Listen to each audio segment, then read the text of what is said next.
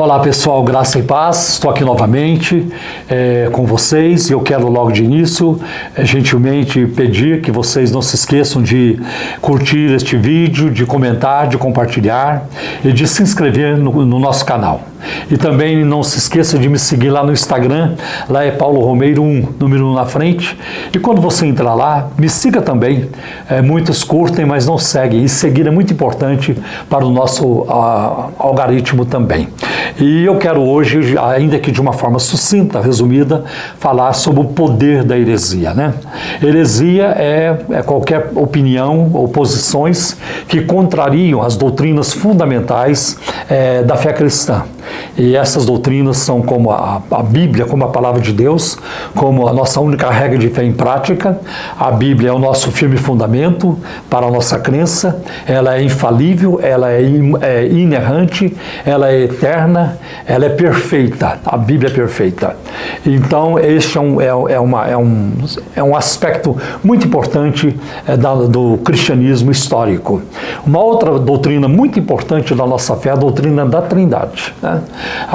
De que na natureza do único Deus verdadeiro há três pessoas distintas: o Pai, o Filho e o Espírito Santo, distintas, não separadas. Outra doutrina fundamental do cristianismo é a ressurreição de Jesus Cristo fisicamente dentre os mortos. O apóstolo Paulo colocou em 1 Coríntios capítulo 15 a ressurreição como indispensável para a fé, quando ele escreveu: se Cristo não ressuscitou, a fé é vã, a fé é inútil. Então a ressurreição de Cristo é importante. Ela é o endosso do Pai para com o Filho, dizendo: sim, eu recebi o seu sacrifício, eu aceito o seu sacrifício. É um endosso do Pai. Também uma outra doutrina fundamental para a fé cristã é que a salvação só é possível pela graça através da fé em Cristo Jesus. Não há outro meio para sermos salvos. Cristo é a única pessoa que pode salvar. O seu sangue, o único meio pelo qual podemos ser purificados dos nossos pecados. Então não há salvação em nenhum outro, como diz a palavra de Deus em Atos capítulo 4, versículo 12. Essas são as doutrinas fundamentais. Agora voltando à palavra heresia, a palavra grega de origem, Haireses, que aparece 9 vezes no Novo Testamento, ela tinha a acepção inicial de escola de pensamentos ou seita. Podia significar seita. Assim a gente vai encontrar, por exemplo, em Atos 5,17, a seita dos fariseus, dos saduceus. Depois em Atos 15, versículo 5, a seita dos fariseus. E depois a seita dos nazarenos, ou dos cristãos, que aparece em Atos capítulo 24, versículo 5. Né? E é interessante que em Atos capítulo 24, versículo 14, Paulo cita o fato de o caminho, que no grego é Rhodos, ser chamado de seita, Haireses, porque Haireses já tinha, naquela ocasião, uma conotação negativa.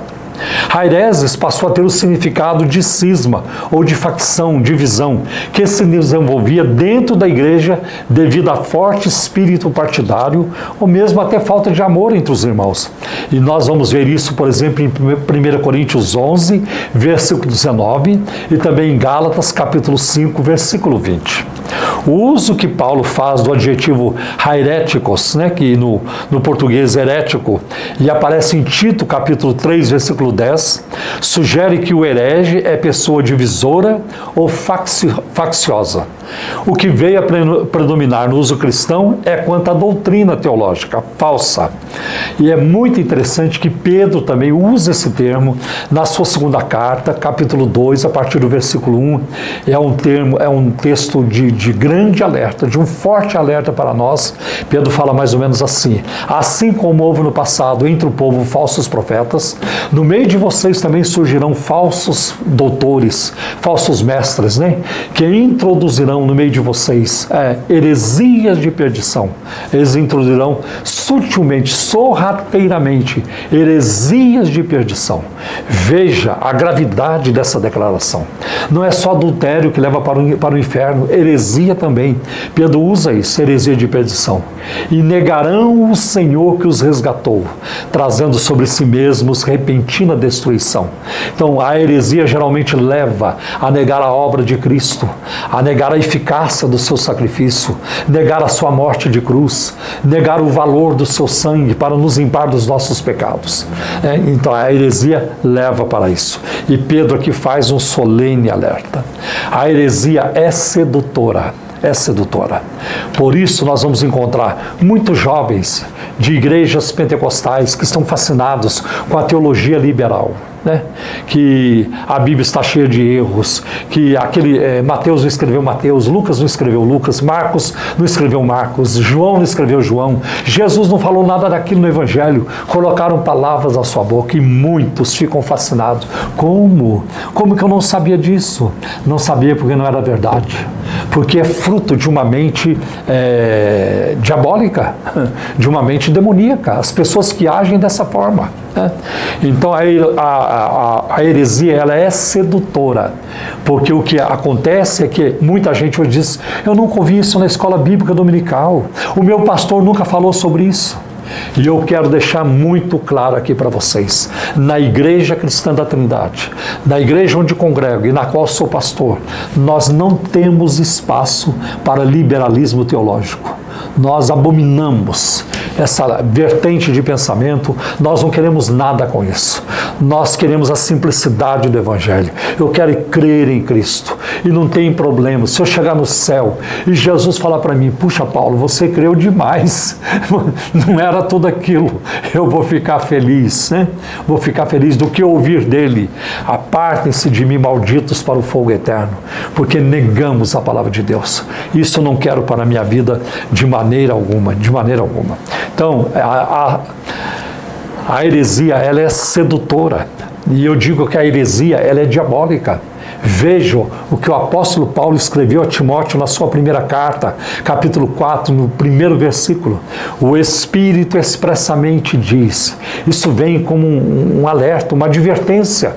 O Espírito expressamente diz que nos últimos tempos, né, apostatarão alguns da fé, dando ouvidos a espíritos enganadores e a doutrinas de demônios. Heresias são doutrinas de demônios promovidas por espíritos enganadores, espírito de engano. Isso é muito sério, né? Eu vou dar um exemplo para vocês do poder da heresia. Eu vou dar um exemplo. Há poucos dias eu falei no programa de rádio que a porta mais eficiente, mais eficaz que o inimigo pode encontrar para colocar uma heresia numa igreja é através da liderança. Se a liderança fracassar, se ela sucumbir, todo o rebanho fica exposto e fica vulnerável a falsos ensinos. Por isso, quero repetir aqui, as tarefas principais de um pastor: em primeiro lugar, alimentar o rebanho com a palavra de Deus. Em segundo lugar, defender o rebanho dos lobos. Defender o rebanho dos lobos. Tá? Então, Paulo advertiu sobre isso em Atos capítulo 20, lá pelos versículos 30 e 31. Eu sei que depois da minha partida, falava ele aos líderes de Éfeso, eu sei que depois da minha partida entrarão no meio de vocês lobos cruéis, que não perdoarão o rebanho, e de que dentre vocês mesmos se levantarão homens que falarão coisas perversas para atrair os discípulos após si. Tá? Então, a heresia, ela traz consigo uma dose de perversidade. Ela acontece na esfera da perversidade. Tá? Então, eu quero aqui citar um exemplo que eu vivi. Isso já faz bastante tempo, mas um pastor, amigo meu, já faz muito tempo que eu não tenho contato com ele também, mas um pastor que éramos amigos, ele estava dirigindo, pastoreando uma igreja na Zona Leste. E ele um dia quis fazer uma reunião, uma série de eventos na sua igreja. Pegou lá um mês e toda noite tem culto. Eu acho isso não é pedagógico, né? Culto toda noite, quando é que a família reúne, quando é que a família vai comer uma refeição junto à noite e assim por diante. Né? Mas era o que ele estava fazendo. E quando chegou, foi numa quarta-feira, num dia de quarta-feira, ele já havia convidado um casal né? O marido e a mulher, cantores. E então aquele casal ligou para o pastor, meu amigo, ligou para o meu amigo: ô pastor, não se esqueça, é hoje à noite sim, pastor, tá tudo certo para hoje à noite, estaremos aí, né? Mas eu queria falar com o pastor, nós estamos levando um pastor amigo nosso conosco, tudo bem a gente levar? Ele disse: não tem problema não, fala para ele que assim ele já prega à noite, já traz a palavra. Olha, nem conhecia aquele homem, nem conhecia, e já escancarou o púlpito para aquele homem. Tá. Aí chegou a noite, o povo estava lá, os cantores, o pastor convidado, e o pastor local, o meu amigo, estava na secretaria resolvendo alguma coisa que já está errado. Hora do culto é hora do culto. Na hora do culto eu não saio para resolver questões. Antes do culto também eu evito resolver problemas antes do culto, para que eu não tenha as minhas emoções afetadas para subir ao púlpito e pregar a palavra de Deus. Então, não gosto de resolver questões antes do culto e muito menos durante o culto. Tá? E o pastor estava lá na secretaria. Mas, de repente, o som chegava até lá, de repente ele começou a ouvir, né? Aquele pastor que já estava pregando, pastor convidado, e ele levando a igreja a repetir com ele: digam comigo, eu sou Deus. A igreja: eu sou Deus. Diga novamente: eu sou Deus. A igreja: eu sou Deus. Né? Tentando ensinar a igreja que eles eram deuses. Né? Quando o pastor local, o meu amigo, ouviu aquilo, ele ficou apavorado. Irmãos, ele estava dizendo que nós somos deuses? Tá, pastor, está ensinando isso. O meu amigo foi lá no púlpito, muito preocupado, foi depressa, e com respeito com a educação, pediu o microfone da mão dele e disse: meus irmãos, com muito respeito ao nosso convidado, mas eu quero dizer uma coisa para vocês: nós não somos deuses, nós somos pecadores, salvos pela graça. Ele fez a correção, mas o estrago também já estava feito. Porque várias pessoas na igreja que ouviram o pastor visitante gostaram daquela ideia. E começaram e se firmaram naquilo, e começaram a causar problemas na igreja. O meu amigo então entrou em contato comigo e pediu: Paulo, você pode vir aqui para dar uma palestra sobre isso? E eu sabia de onde vinha isso. Isso vinha de Kenneth Hagin, de Benny Hinn, isso vinha de Kenneth Copeland, isso vinha dos pregadores da teologia da prosperidade, que eu muito bem coloquei e elaborei no meu livro, o primeiro livro que escrevi, Os Supercrentes. Tá? Aí ele falou: você pode vir? Vou. Ele falou, e aí eu fui. Ele reuniu a igreja, eu não sei, se foi no sábado, não me lembro direito, ou domingo. A igreja estava lá reunida, eu dei uma palestra e abri para perguntas, para os irmãos fazerem perguntas. Sim, foi bom, mas nem para todos. Alguns já estavam afetados. Alguns foram afetados e alguns foram embora crendo naquela heresia. Então você vê o poder da heresia. Pense nos pastores apóstatas aqui no Brasil, que no passado pregaram o evangelho com graça, com sabedoria, na unção do Espírito Santo. Pense em quantas pessoas receberam a Cristo como Senhor e Salvador através da pregação desses homens, e de como eles foram entrando em decadência e se desviaram e saíram da verdade e hoje pregam um evangelho distorcido, eu diria do fundo do inferno. Hoje eles passaram a ser instrumentos de Satanás, né, para trabalhar a dúvida na mente, nos corações das pessoas, para desviarem o rebanho da verdade. Então você vê a sedução de uma heresia, o poder de uma heresia e a atividade diabólica que existe ao redor de uma heresia. Eu já vi ao longo da minha vida crentes caírem por adultério e se levantarem, por outro tipo de pecado e se levantarem também. Eu conheço muita gente que era usuária de drogas e deixou de ser por causa do poder do evangelho e hoje serve a Deus. Mas eu nunca vi um crente que caiu por heresia, que se desviou por heresia e voltou. Parece que dá um nó na cabeça da pessoa e não tem mais jeito.